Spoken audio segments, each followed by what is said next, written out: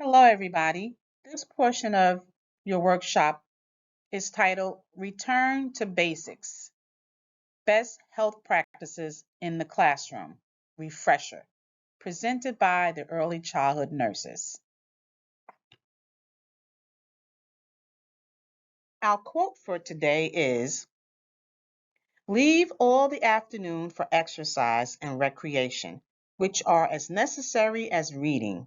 I would rather say more necessary because health is worth more than learning. Thomas Jefferson. Ponder this for a few seconds. Now think, what is your health worth? Good morning. My name is Tanya Manigault, and I'm one of the early childhood nurses that will be sharing with you today. You will hear some of the others as they share their topic. Last year was a transition year, being the second full year post-COVID, and we noticed some teachers following best health practices and some not. We want to encourage you to get back to the basics. So our objectives are that teachers will implement best health practices as part of the daily routine in the pre-K classroom. And in doing so, you will give children an opportunity to develop healthy habits that they will take into adulthood and that will benefit them throughout their lifetime. The next speaker will be Nurse Tolentino.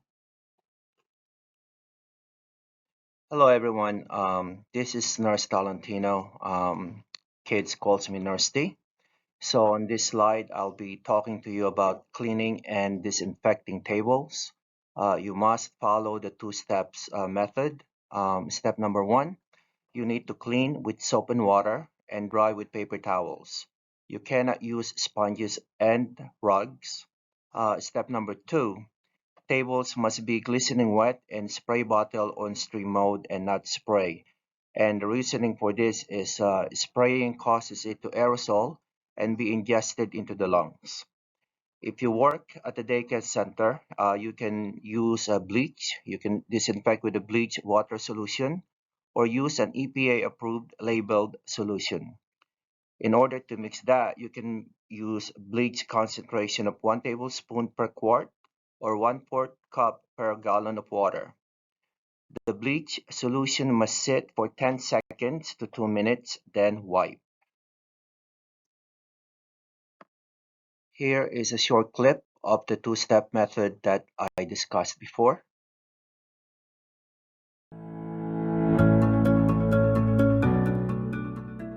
Hello, this is Nurse Talentino from the Early Childhood Department.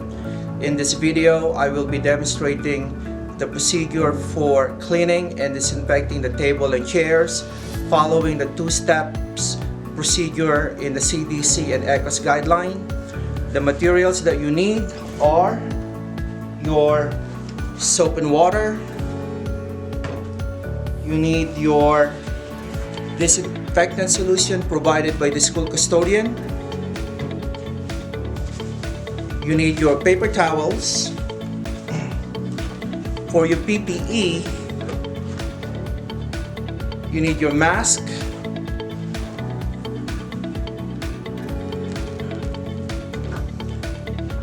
You need your face shield, or you can use the eye goggles.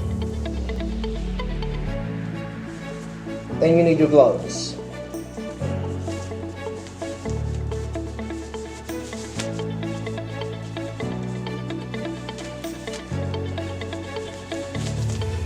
So let's start. Okay, so step number one, you are going to be using your soap and water. Spray it on the table, spray it on the chair. Use your paper towels and then wipe.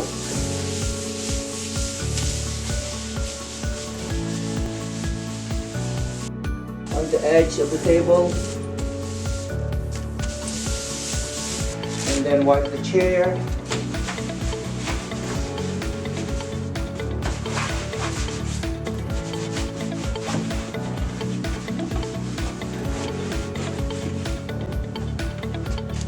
step number 2, you're going to use the disinfectant, and then you spray on the table, and then you spray on the chair. The minimum time you allow the disinfectant to sit on the surface of the table and on the chair is 2 minutes before you wipe. The best practice is to let it air dry, but if you have to wipe, let it stand for 2 minutes. Get your paper towel, and then you wipe around the edge.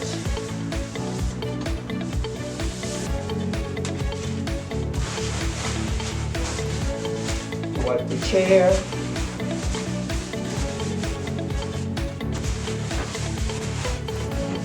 There you go. Toss this out. At the end of the procedure, you need to remove your gloves.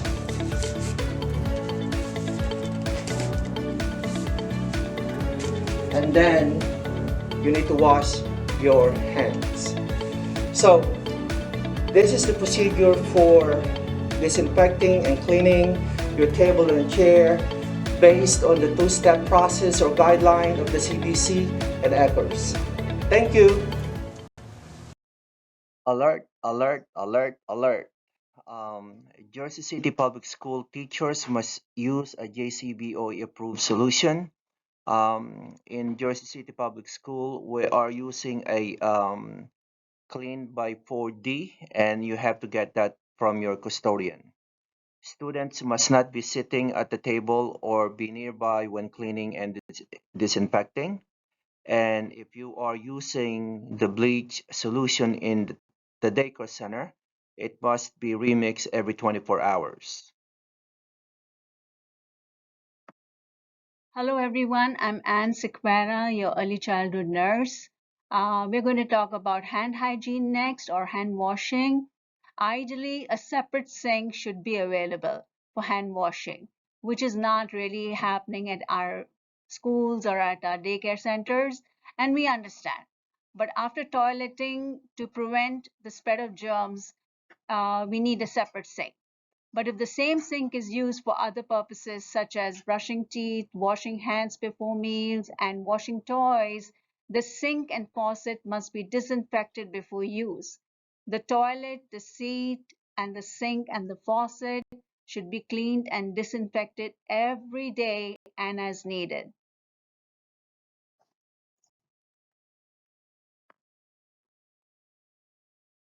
So we'll continue talking about hand hygiene.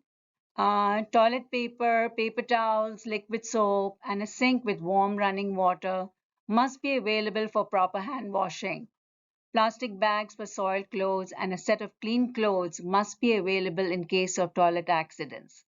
Always wash hands upon arrival of the classroom, before and after eating, after toileting, after playing with art materials such as glue and dough, before and after using the water and sand table, after the child puts his hand in his mouth, and this I have seen a lot, and if he puts his or her fingers in their nose, and as needed.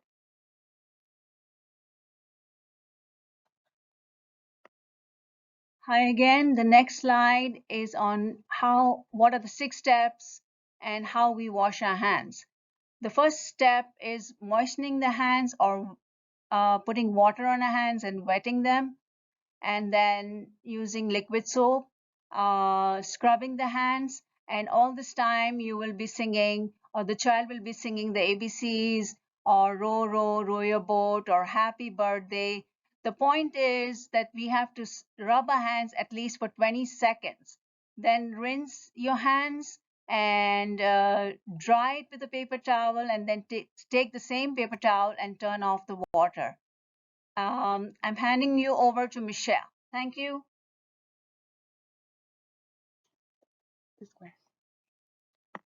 Hello, my name is Michelle Reyes, and I'm one of the early childhood nurses. In the next portion of the workshop, I'm going to discuss meals and snacks in the classroom. It's really important to have allergies properly posted while maintaining confidentiality.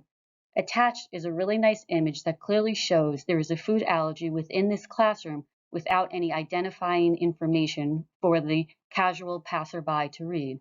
But for those involved in the direct care of the child, they can easily look inside the envelope for more information. Also, a great idea is to label the classroom as a nut-free room.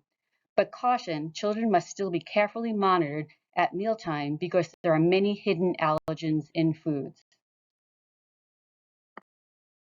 Meals and snacks continued. Make sure food and beverage substitutions are made. Clean and disinfect tables before and after meals. Wash hands after washing tables. Wash hands before serving food. Food servers wear disposable gloves when handling or serving food. Children and staff wash hands before and after meals. I do want to stress the urgency of staff washing their hands and being cognizant of what they're eating and allergens that are in the classroom. The reason for that is that there have been incidences of anaphylactic reactions that have occurred as a result of staff eating an item that had an allergen and they didn't properly wash their hands. And then they later on touched the child or touched an item that the child touched, and an anaphylactic reaction resulted. So everybody has to be aware of that and partake in diligent hand washing. Thank you. And the next slide will be presented by Jane Amato.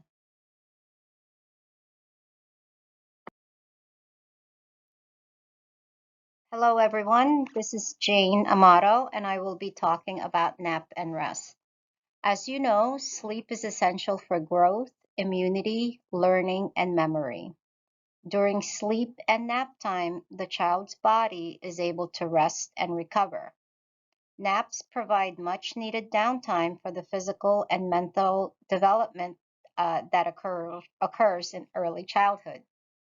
We have many students in the district who have a very long day in school. Some start in the morning at Morning Stars at 7 a.m. and end up in Casper at 6 p.m. Nap and rest is important for all students, but especially for these students who spend the entire day in school. Preschoolers require 11 to 13 hours of sleep, including naps. The nap length should not be more than 1 hour. Your classroom should be quiet, dark with the optional soft, soothing music playing. During nap time, cots should be 3 feet apart, as seen in the first photo. This is the best practice. If 3 feet cannot be maintained, a barrier should be used in between cots, as seen in the second photo. For maintenance of the cots, do not store cots in the bathroom. Cots should be stored in the classroom or in the closet. Cots should be stored so that there is no contact with sleeping surface of other cots. Blankets and linens should be stored in individual sealed bags, and these bags can be placed in between cots, hung on hooks, or in another area. On this slide, the first photo shows bed sheets and linens in individual bags, which is the acceptable best practice. The second photo does not show proper storage of bed linens. Please store your bed linens properly as per Ecker's recommendations. Blankets and bed linens need to be sent home weekly and or when they get soiled. Cots need to be cleaned and disinfected weekly and or after contamination with vomit, urine, or feces. Cots should not be picked up by students. Teachers are responsible for this task. Injuries can happen very quickly, so please do not let students handle the cots. I now introduce Dr. Beebe, who will be speaking about toileting and toilet training. I will now be discussing toilet training and the steps for both the boys and the girls. First, you can create a schedule for the students to use for bathroom. For example, when they enter the classroom in the mornings, after meals, and then 30 minutes intervals. This can be gradually increased based on your judgment. A timer is useful to help keep track of the time, as well as gives them a warning about the time to use the bathroom. Always have extra sets of clothing, including socks for each student. After they have used the bathroom, you can compliment them on their efforts. As you communicate with the parents, encourage them to use regular underwear or toilet training underwear for their child.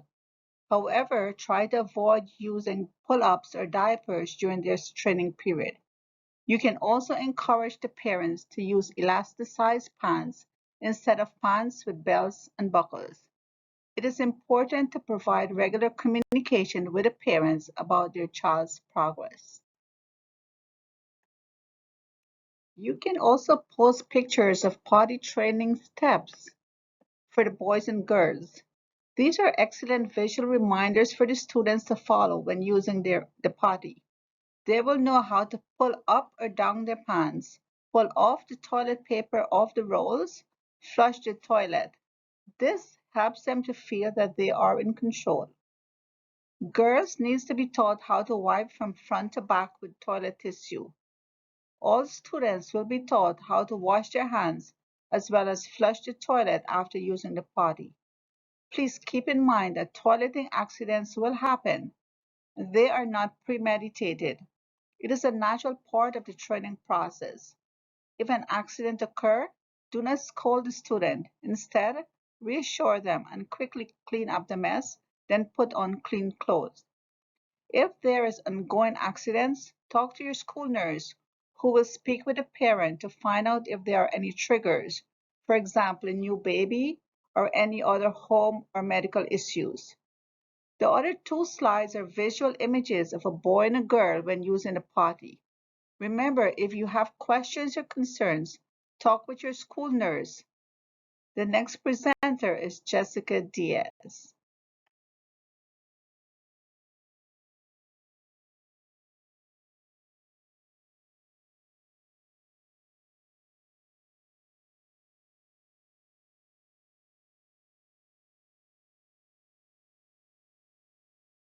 Hi everyone, my name is Jessica Diaz and I'll be talking about toothbrushing when reinstated. So the first bullet point mentions that brushes must be stored separately, not leaning on each other. Toothbrushes must be stored 5 feet from the toilet. Paste must be in an individual tube or a piece-sized amount, may be placed on the back of a disposal cup, one per child. Rinse toothbrush bristles and air dry. Change brush every 3 months when the bristles are frayed or after an illness, and brush once during the school day. Other things that I would like to mention are that teeth are important for eating, smiling, and talking. Children should visit the dentist at least every 6 months. And according to Colgate, this is how to properly brush your teeth. So the first thing you want to do is gently brush the upper and lower teeth. You want to tilt the brush at a 45-degree angle. Don't forget to brush the inner surface of your teeth, brush the chewing surfaces of your teeth, and also, most importantly, don't forget to brush the tongue. Thanks. And now I will be turning this over to Michelle Reyes.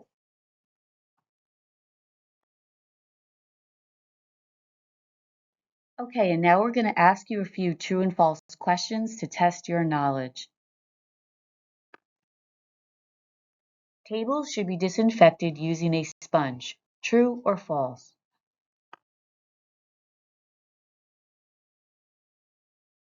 False. Tables should be disinfected with soap, water, and a dry paper towel.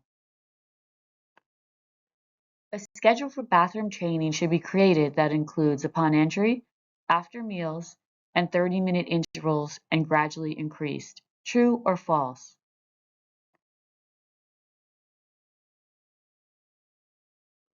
True. Routine and consistency helps lead to success with toileting.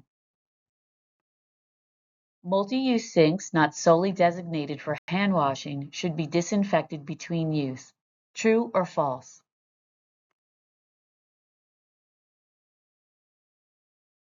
True. If the same sink is used for other purposes, such as brushing teeth, washing hands before meals, washing toys.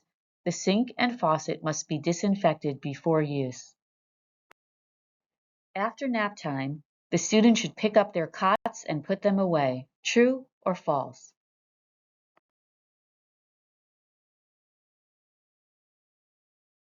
False. The student should never pick up their cots. This is a teacher responsibility. This concludes our workshop. We hope you enjoyed it, and we hope it was a nice refresher. The last two slides contain resources. There is a video on cleaning and disinfecting. There are posters on hand washing, potty training for the boy and girl, Ecker's Quick Facts, page 1 and 2. There's also a Google folder that will be in Google Drive, which will contain a link to these resources as well. And there are several websites that you will find valuable information. Thank you for your time, and we hope you have a wonderful school year.